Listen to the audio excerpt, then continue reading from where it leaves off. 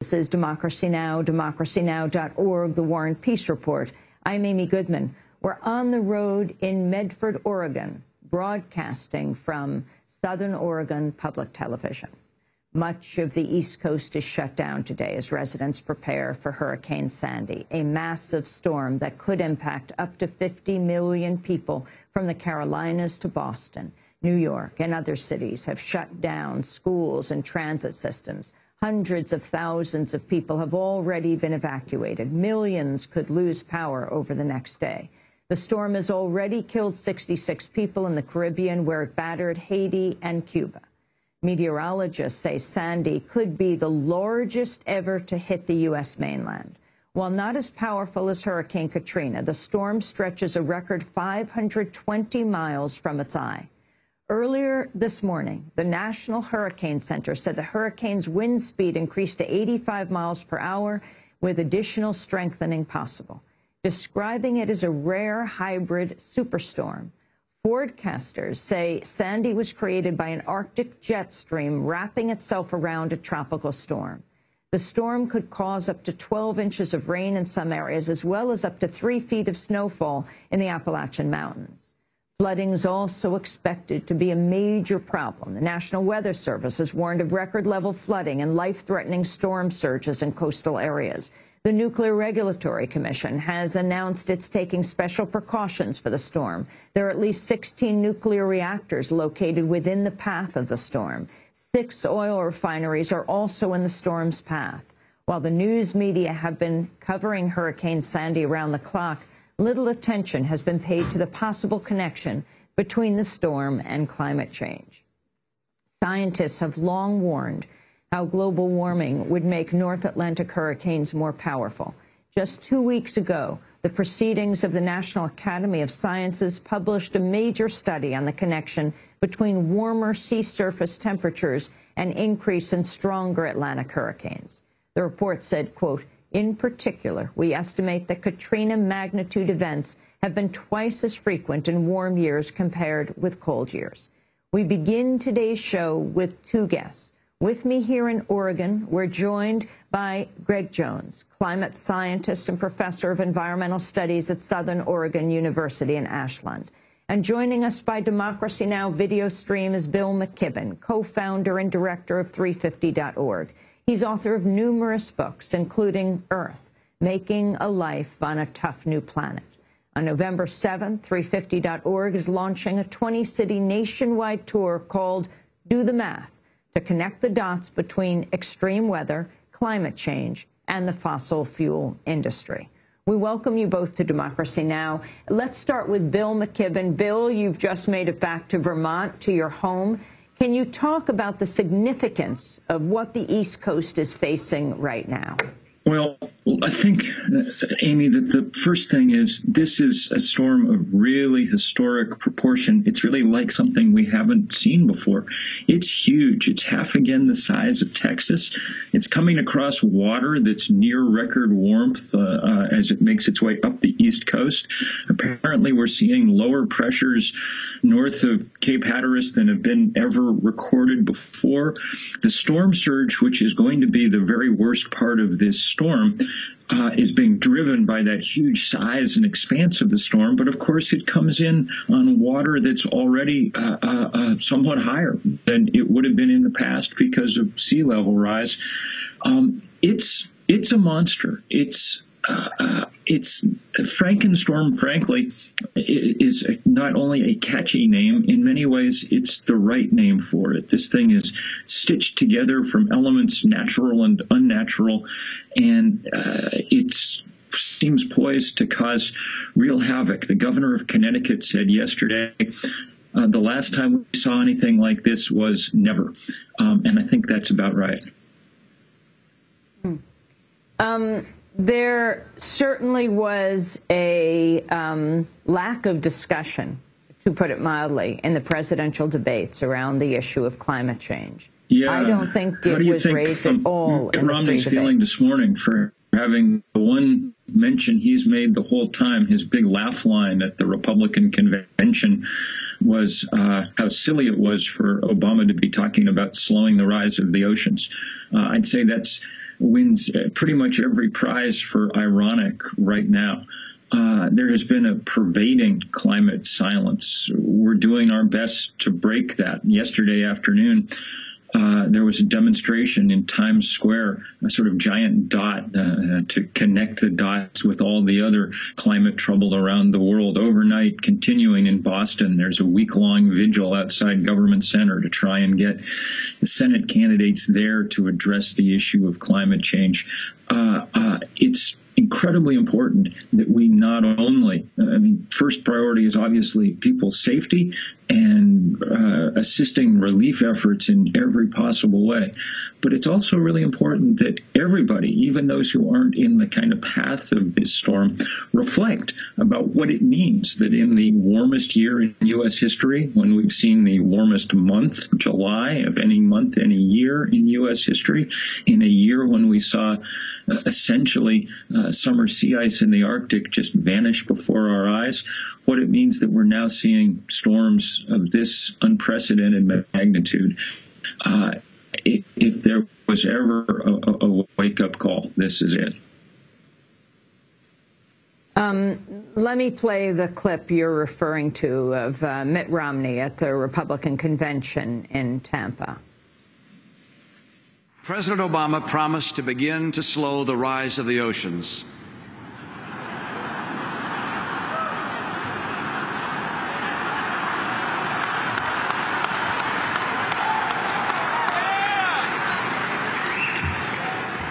And to heal the planet. My promise is to help you and your family. That was Mitt Romney at the conventions, but at the Republican convention. But again, when it came to the presidential debate, neither President Obama nor Mitt Romney raised the issue of climate change. I wanted to bring Greg Jones, climate scientist and professor of environmental studies here at Southern Oregon University in Ashland, into the conversation. The connection between the superstorm we're seeing and climate change. Well, this is clearly a very unique event, and I as a climate scientist, to some degree, I kind of worry that these type of unique events are clearly more frequent in the future. We have the conditions that have produced something that could be very damaging for the East Coast of the United States, and I often wonder why we don't see more of them. But you know, the question is today is that where we are in terms of our climate science understanding of these things. The rarity of this event is what makes it very unique, and I think all of the conditions came together to produce a superstorm. And we've had a few that have been close to this, but given the number of people involved and the location where it's coming on shore, it's a very problematic event. Bill McKibben, what do you think has to happen now? You have been traveling the world warning people, working with organizations around the issue of climate change. Do you feel like the kind of organizing you're doing has an effect? I mean, you see these 3 presidential debates, tens of millions of people watch them. They sort of define the discourse in this country, and yet not raised in any, it's not only the candidates don't raise them, the reporters who are the moderators of these debates don't raise the issue. Look, we're up against the most powerful and richest industry on earth, and the status quo is their friend. They want nothing to change, and until we're able to force them to the table, as it were, very little will happen in Washington or elsewhere. That's why we launched this huge tour beginning the night after the election, not coincidentally, in Seattle, and continuing around the country. You can find out about it at math.350.org. But the point is that we really finally need to have this reckoning.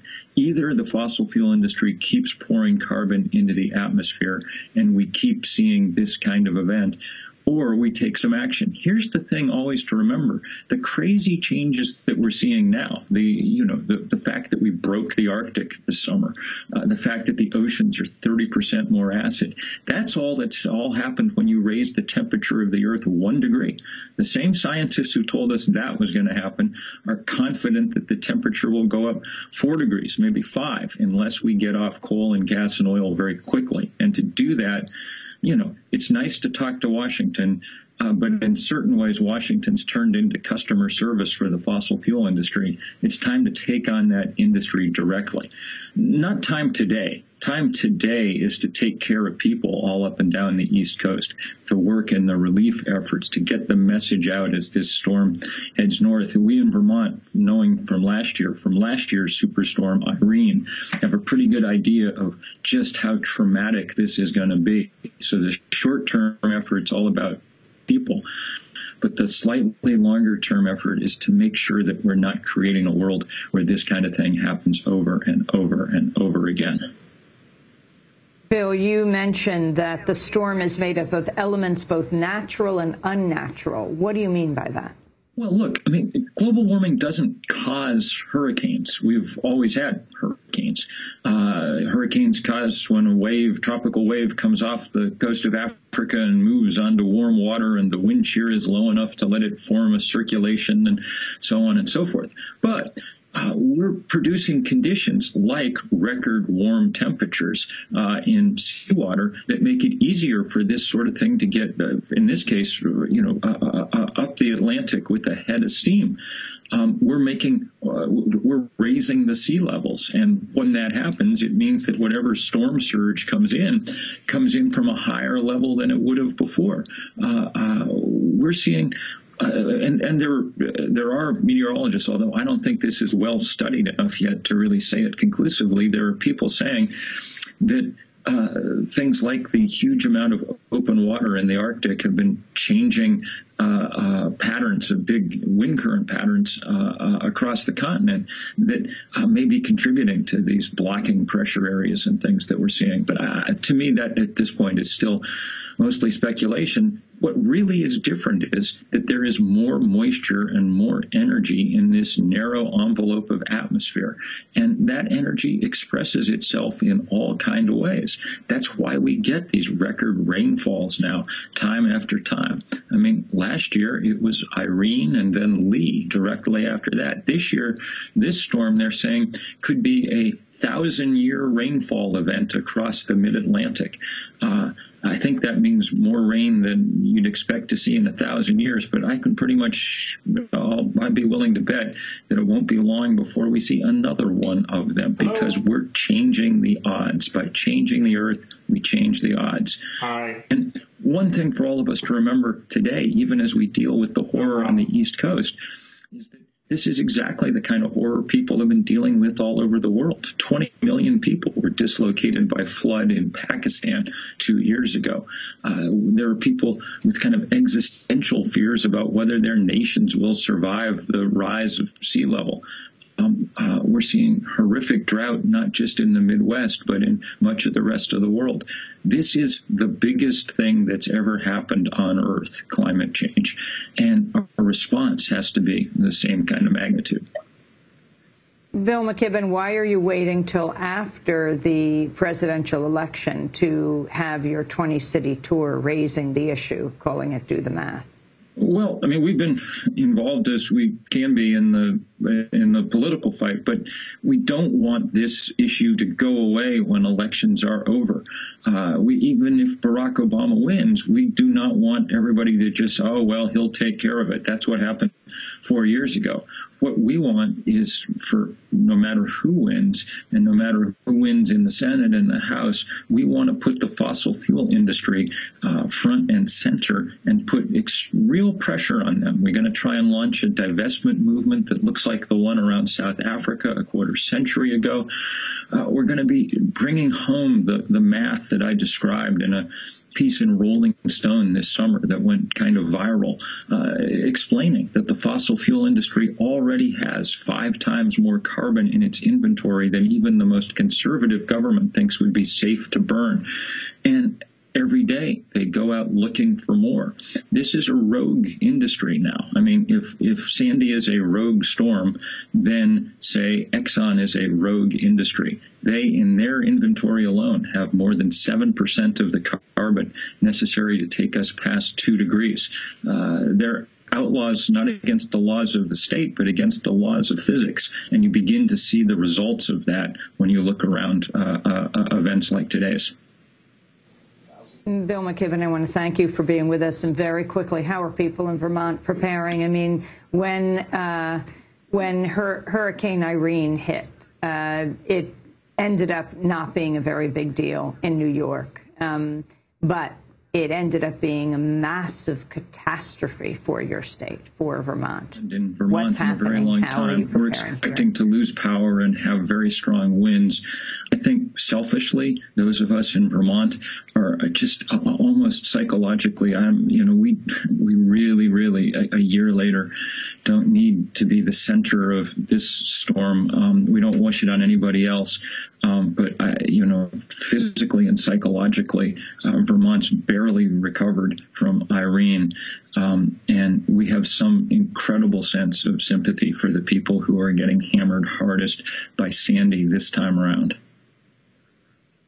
Well, I want to thank you, Bill McKibben, for being with us, founder of 350.org, speaking to us from his home in Vermont. When we come back, we'll stay with Greg Jones, climate scientist, professor of environmental studies here at Southern Oregon University in Ashland. And we'll be joined by meteorologist Jeff Masters. Stay with us.